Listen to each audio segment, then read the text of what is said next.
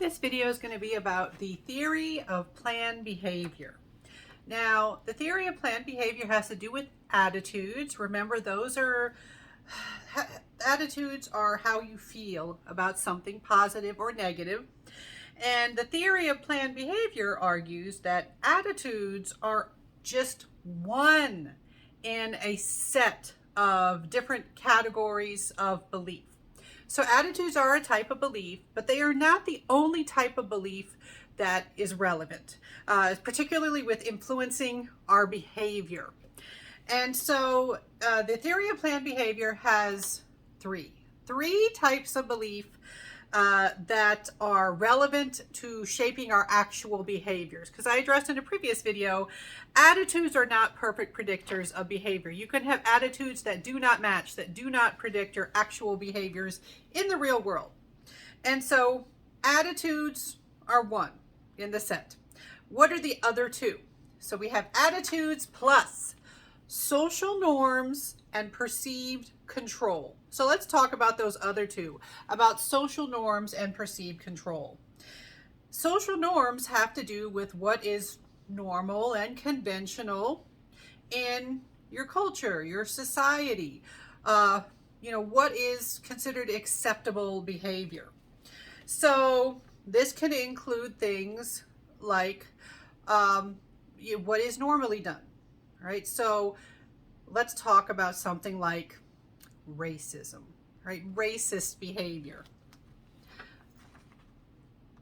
There was a time, well, many people would say not so long ago and potentially now as well, but there was a time where outright discrimination was socially acceptable, particularly in the southern United States. There were places where if you were black, you could not go to that business, or only parts of that business, or only through a certain entrance. You could not eat at the lunch counter, but you could purchase things from a particular business. You could use the water fountain, but there were two water fountains, one for the whites and one for the black patrons. And then, and sometimes I will have students say, well, what about other people? Yeah, the system didn't really address the diversity in the United States very well. All right, so you've got a situation where the social norm is discrimination is everywhere.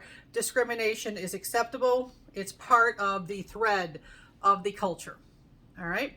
Well, let's say you personally have an attitude that is against racism. You are not racist. You are not into discrimination. You don't think that these policies are right. You can be someone who is questioning of why do we have this segregation? Why do we have this discrimination? But you might work at a place where part of the policy is you are supposed to deny black customers. All right. And so you have a situation where your attitude does not match your behavior because the social norms are influencing your behavior too. So the social norms here are like, hey, this is what we do. This is normal, even if your attitudes are not in agreement.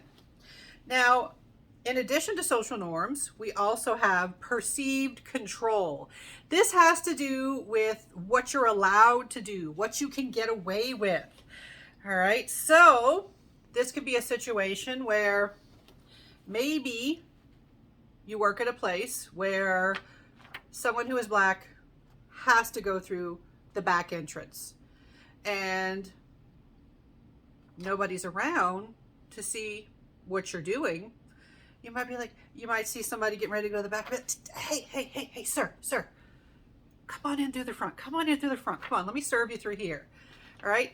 Because you have perceived control. Your perceived control is, I can do this. There won't be negative consequences. I won't get in trouble. He won't get in trouble.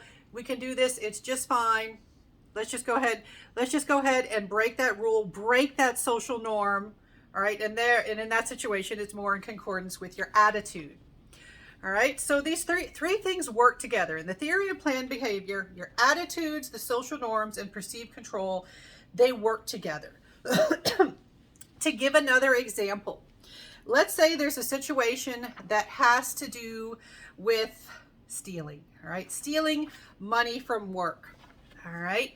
And so let's say that your attitude is, well, people shouldn't steal. All right. People shouldn't steal. Stealing is wrong. But you're in a situation where you have the opportunity. Maybe the safe wasn't locked up, or maybe some supplies are left out and you could make good use of those supplies and, you know, bring them home. And so your perceived control may be like, hey, I could totally get away with this if I did this right now. And so even if your attitude doesn't match up with that, you say, like, well, this is a good opportunity. The opportunity is good for me to get away with this. And then the social norms. It could be a situation where you got lots of friends who are like, we steal from this place all the time. You know, it might be the norm. You have lots of people are like, oh, everybody steals from their company. Or, you know, you might have other social norms that can influence you where people are like, oh my gosh, I can't believe people would do that. All right. But your social norms can absolutely influence, you know, whether or not you engage in that behavior.